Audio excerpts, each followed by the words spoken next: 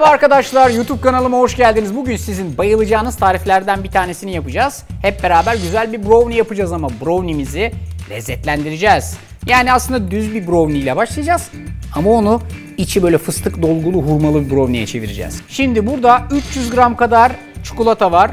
Koydum, benmari usulü eritiyorum. Nasıl yani eriyor benmari usulü? Bakın altında su var tabanında. Değmiyor. Alttan gelen su buharıyla bu burada yavaş yavaş eriyor. Orada erirken genel hazırlığıma başlayacağım. 3 tane yumurtaya ihtiyacınız var. Böyle bir derin kaseye kırıyorsunuz. Yumurtaları hafifçe şöyle çırptıktan sonra üzerine bir su bardağından bir parmak fazla şeker ekliyorsunuz ve çırpmaya devam ediyorsunuz.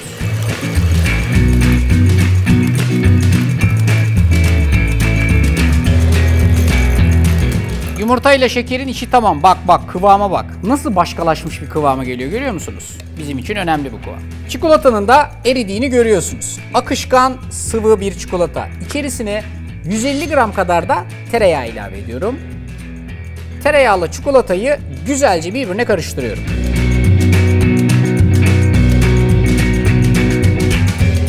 Tereyağı çikolatanın içerisinde tamamen eridi. Çikolatanın tadını patlatacak bir sürü şey var. Ve inanın bana bunlardan en önemlilerinden bir tanesi tuz. Bunun içerisine şöyle küçük bir tutam deniz tuzu atıyorum. Daha güzel ve aromatik bir tuz olduğu için. Tuzu da bununla karıştırdıktan sonra bu arkadaş bunun içine girmeye hazır. Unutmayın, bu çok sıcak. Bu da yumurta. Sıcağı yumurtayı eklerken temperlemek. Çling ediyor şurada. O çok önemli. Tutuyorsunuz bu arkadaşı böyle yavaş yavaş ilave ediyorsunuz ve bu şekilde yumurtanızı ısıtarak hazırladığınız çikolatalı karışıma yediriyorsunuz. Çok fazla çırpmanızı önermem. Ağır ağır karıştırın, alttan üste doğru çikolata yavaş yavaş baskın kıvama gelsin. Görüyorsunuz, mükemmel bir kıvam. Şimdi kuru malzemeyi ekliyoruz içerisine. Bir süzgeç alın. Bir su bardağından bir parmak eksik un. Hop. Süzgecin içine ve 2 yemek kaşığı kakao, bu da süzgecin içine. Güzelce bu ikisini eleyerek şu topakların tamamen dağılarak tarifin içine girmesini sağlıyorsunuz. Un hadi bir derece de bu kakaolar elemeden bu topaklar kolay kolay dağılmıyor. Mükemmel bir hale getiriyor. Şimdi yapacağımız şey aynen dışarıdan içeriye doğru kapatarak karıştırmaya devam etmek.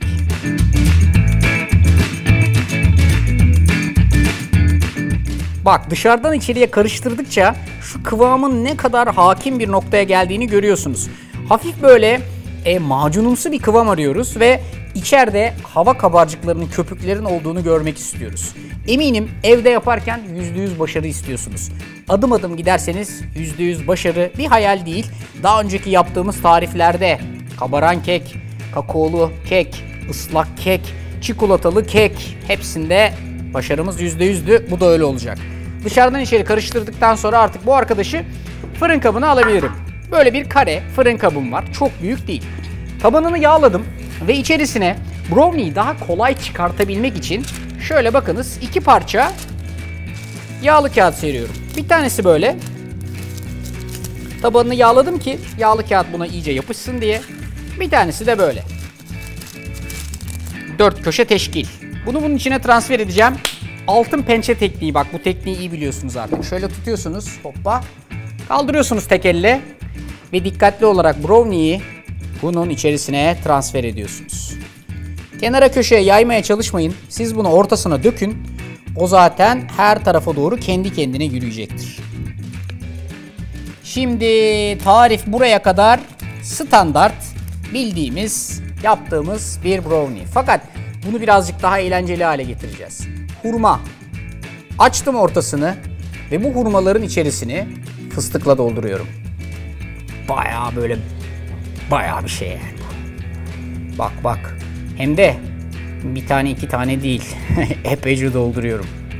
Kapatıyorum ve sonrasında da bu yüklü hurmaları brownie'nin üstüne doğru şöyle bırakıyorum. Kaç tane istiyorsanız 6 tane, 9 tane, top sizde. Herkese bol bol hurmalı bir dilim çıksın diye. Son olarak her zaman böyle bir tarife üstüne şöyle Çok azıcık deniz tuzundan gezdirmeyi ihmal etmeyin. Yerken o kadar güzel bir lezzet patlaması veriyor ki inanamazsınız. Alıyorum bu arkadaşı, gidiyorum fırına. Fırındaki tepsi ortanın bir tık altında. Attım bunu fırına. 180 derecede 25 dakika pişecek. Ondan sonra mükemmel bir brownie. Hatta böyle aralarda o böyle oyunlarıyla filan müthiş olacak. 25 dakikamız var. Ne diyor? Tamam diyor. Efendim fırındaki... Be! Şuna bak. Maşallah maşallah. Emre? Farkını verseydim böyle direkt gelseydim buraya. Ha? Detay işte. Detay mı? Evet. Sen bu detaya ana buna bir dalacağım mı gibi bir hali var yani. Baksana. Güzel olmuş mu peki? Söyle bakalım. Ha? Bak hurmalar üstünden. Brownie hafif çatlamış. Şu üstünde birazcık soğuyunca şurası böyle tül gibi olacak biliyorsun değil mi? Süper olmuş. Sana bundan bir dilim ayırayım mı? Olur abi. Ha? Yer misin? Yerim. Ama bunu hemen çıkartamayız. Birazcık soğuması, dinlenmesi lazım. Değil mi? Senin kişisel tecrübelerine göre bunun soğuması, dinlenmesi lazım mı? Lazım. Yıllardır yemek programı çekiyorsun artık bunları biliyorsun yani. Evet, yani dinlenmesi lazım ama fırın kağıdı da var aslında, yapışmaması lazım. Yapışmaz. Önemli olan dinlensin ki laps diye yerinden çıkartabilelim. Gördüğünüz gibi hurmalı, içi fıstık dolgulu 10 numara 5 yıldız bir tarif yaptık. Tarifi beğenmeyi, kanala abone olmayı, bunu aynen uygulamayı, Emre'den kalırsa da eşle dostla yemeyi amana ihmal etmeyin. Benden bu kadar. Yapın bu tarifi. Kanala abone olun. Emre al paşam detay çekeceğim diye. Al ekran senin. Hadi Allah'a ısmarladık.